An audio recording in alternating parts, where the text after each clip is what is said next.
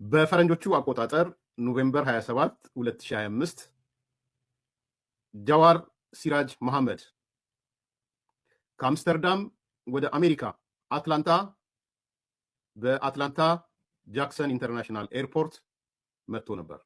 የጃዋር ሲራጅ መሐመድ መዳረሻው ሚኒሶታ ሚኒያፖሊስ ነበር።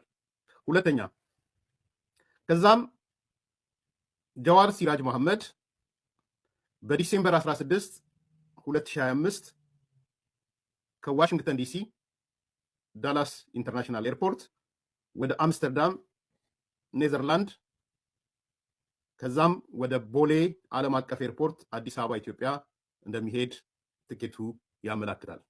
ጃዋር ሲራጅ መሐመድ ዳላስ ኤርፖርት ሲደርስ በቁጥጥር ስር ዋለ።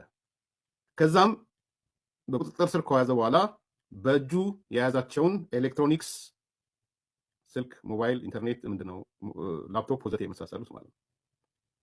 በእጁ የያዛቸውን ኤሌክትሮኒክሶች የሚመረምር ፍቃድ ቦርደር ሰርች ዋራንት ኦን መሐመድስ ኤሌክትሮኒክ ዲቫይስ በማውጣት ምርመራ ተጀመረበት። በዲሴምበር 11 2025 የሎስ አንጀለስ የድራግ ኢንፎርስመንት አድሚኒስትሬሽን ዲኢኤ ይባላል በምህጻረ ቃል ሳውዝ ዌስት ቦርደር የሚባለው ስፔሻል ኤጀንት የሆነው ካልቨን ዊቨር የሚባል ሰው ሚስጥራዊ መረጃ ለዳላስ ለሚገኘው ላከ ማለት ነው። አምስተኛ ለስፔሻል ኤጀንቱ ካልቪን ዊቨር የደረሰው ጥብቅ መረጃ ከአራት አካላቶች የተያያዘ ነበር። አንደኛ ከአሜሪካን የድንበር ጥበቃ ታክቲካል ጸረ ሽብር ቡድን፣ ሁለተኛው ከቦርደር ኢንፎርስመንት ሴኩሪቲ ታስክ ፎርስ እና ከዲኢኤ ቅድም ያነሳነው ከድራግ ኢንፎርስመንት ናይሮቢ ካንትሪ ኦፊስ ነው ሁለተኛው መረጃ የመጣው። ሶስተኛ ከኬንያ ሴንሲቲቭ ኢንቨስቲጌሽን ዩኒት፣ ሶስተኛው መረጃ ለካልቨን ዊቨር የደረሰው ከኬንያ ሴንሲቲቭ ኢንቨስቲጌሽን ዩኒት ነው ወይም ኤስአይዩ ኬንያ ከሚባል ማለት። አራተኛ ከዲኤ ኤልኤፍዲ ኤስደብሊው ቢ4 ኤሊሲት ድራግ ኢንቨስቲጌሽን ዩኒት ነው የደረሰው። እነዚህ አራት ተቋማት ያስተላለፉት መረጃ ምንድን ነው?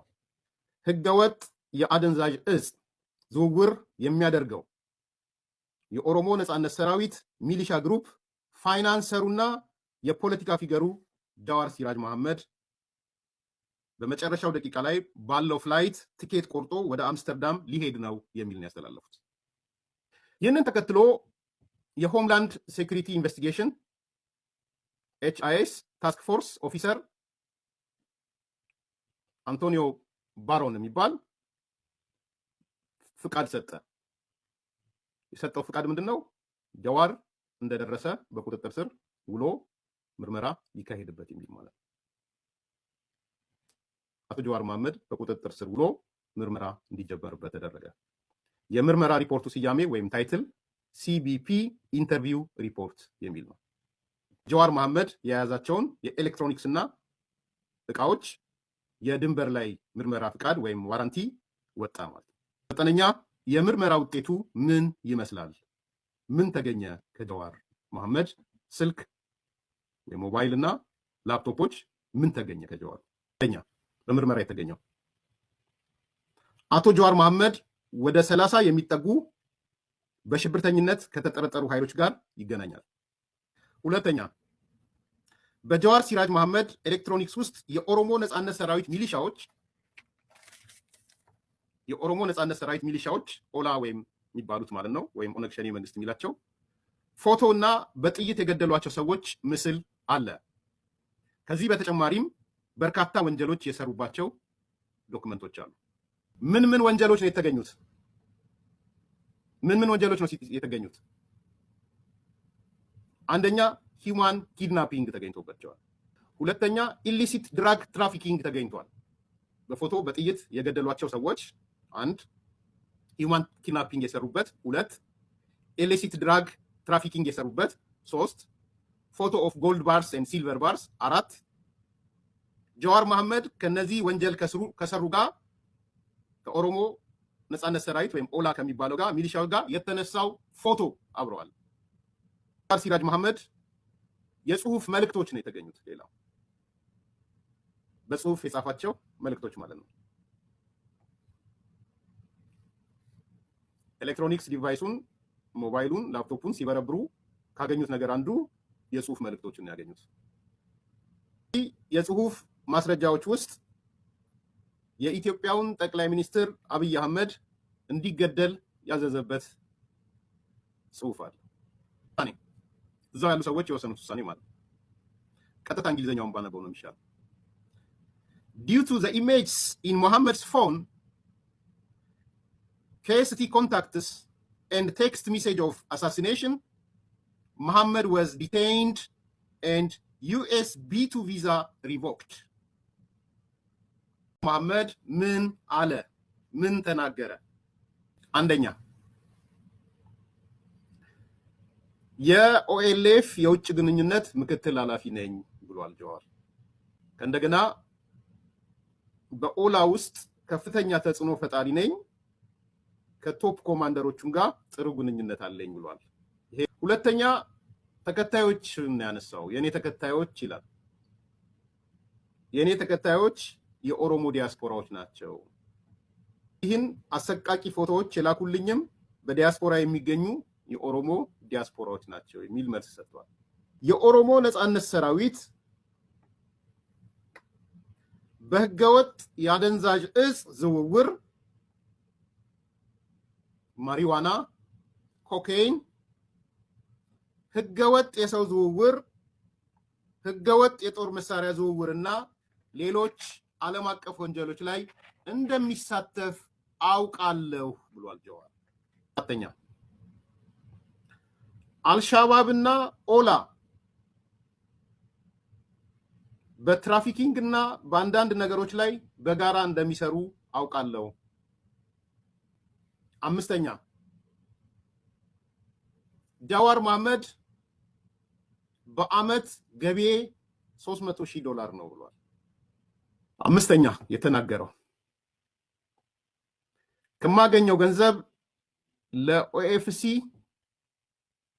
ለኦሮሞ ፌዴራሊስት ኮንግረስ ለኦኤፍሲ እልካለሁ ብሏል። ስድስተኛ ከዚህ በፊት ያው ሂስቶሪካል ነገር ነው ያነሳው። ከዚህ በፊት በፖለቲካ አሳሲኔሽን ምክንያት ኢትዮጵያ ታስሬ ነበረ። ያው የዚህ ናጫሉ ጊዜ ማለት ነው። ታስሬ ነበር። ያስፈቱኝ አሜሪካ መንግስትና የኬንያ መንግስት ነው ብሏል። እስር ከተፈታው በኋላ ከአቶ በቀለ ገርባ ጋር በመሆን የአሜሪካን መንግስት ከፍተኛ ኃላፊዎች በተለይም የሚኒሶታ ስቴት ሪፕሬዘንቴሽኖች ባሉበት ጆን ሆፍማን፣ የሚኒሶታ የዛ ከንቲባ ወይ ሜየር ባለበት ጃኮብ ፍሬይ እንዲሁም ሴኔተር ኤሚ ከፍተኛ አቀባበል አድርገውልናል ይላል። ይጠይቁታል፣ ለምን እንዲቀበሏችሁ ቻሉ ብለው ይጠይቁታል። እዚህ ጋር ነው ጉዱ ያለው። ቢኮዝ ኦፍ ቮቲንግ ፐርፐዝ አላቸው። እኔ እና በቀለ ገርባ በኦሮሞ ማህበረሰብ ዘንድ ሚኒሶታ ተቀባይነት ስላለን ያንን ተቀባይነት ተጠቅመው የኦሮሞን ድምፅ ለማግኘት ነው የተቀበሉን። በመጨረሻ አሁን የምኖረው ናይሮቢ ኬንያ ኪንግዋ ሪጅ ሲሆን ከለላ የሰጠኝም የኬንያ መንግስት ነው ብሏቸዋል። የምኖረው እንደ ፖለቲካ ሪፊውጂ ነው። በኬንያ በዋናነት ግንኙነት የነበረኝ ስሙ፣ በኬንያ በዋናነት ግንኙነት የነበረኝ ከስለላ ኃላፊው ነው። መጨረሻ ለአሜሪካው የስለላ ኃላፊ ወይም ምርመራ ለሰራለት ሰው የነገረው ነገር ምንድነው? ከአሜሪካን መንግስት ጋር ተባብሬ ለመስራት እፈልጋለሁ። የኦላ ወንጀሎችን እና ኦላ ከአልሻባብ ጋር ያለውን ግንኙነትም በዝርዝር ለማቅረብ ፍቃደኛ ሆኗል። መጨረሻ ላይ በማጠቃለያ እነዚህ ሁሉ ነገሮች ከሆኑ በኋላ ይህን ካለ በኋላ ጀዋር መሐመድ ዲሴምበር 13 2025 ከአሜሪካ ተባሯል። ተባሮ ወደ አምስተርዳም ሄዷል። አሁን ጀዋር ያለው አምስተርዳም አባሮታል ከአሜሪካ።